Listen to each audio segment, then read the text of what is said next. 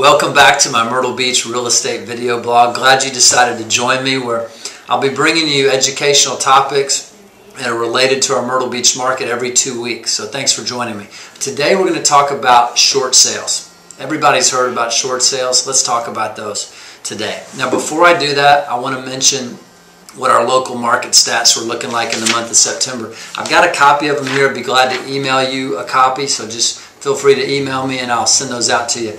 6,000 homes. That's the amount of inventory we currently have in our MLS. Last month, 256 sold out of 6,000. That's about a 2-year supply of inventory. On the condos, inventory, 5,500.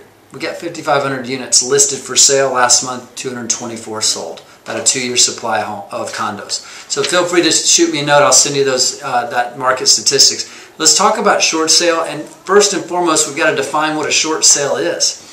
A short sale simply is when a property's value is less than what the owner owes on the mortgage.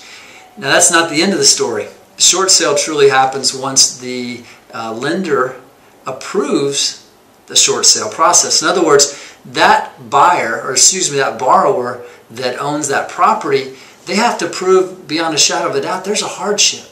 And the banker and the lender is going to decide, okay, I'm going to end up owning this property eventually. This borrower is in trouble. They're not making their payments. Let's agree to a short sale. In other words, let's sell it. Let's accept a sale less than what we're owed and cut our losses. Now the difference is between the borrower that truly has a hardship and the borrower or the owner I talk to oftentimes that says, Greg, I want to do a short sale. We have to discover if you qualify, that person qualifies as a short sale. Here's what I mean by that.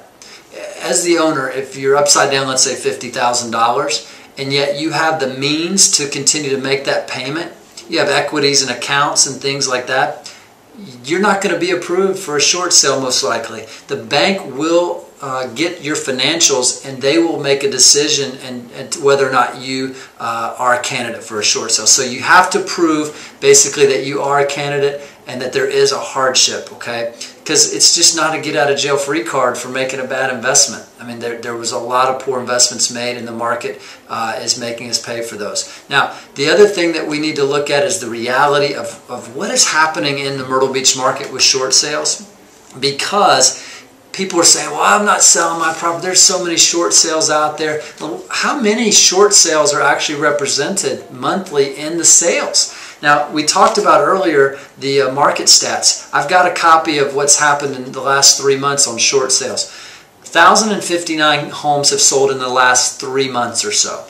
What's interesting, only 87 of those were short sales, or 8%. So really not a big number. And in the last 3 months on the condos, 855 have sold. Only 16% of the condominiums were actually short sales. Now, I do believe that these numbers will rise as the banks are waking up and approving short sales faster, as people are becoming more educated about a short sale and not letting their property go to foreclosure, or if they can't get a modification. So I do anticipate these numbers rising. However, it's just really not a major part of our market yet in terms of actually sales. So this is an overview.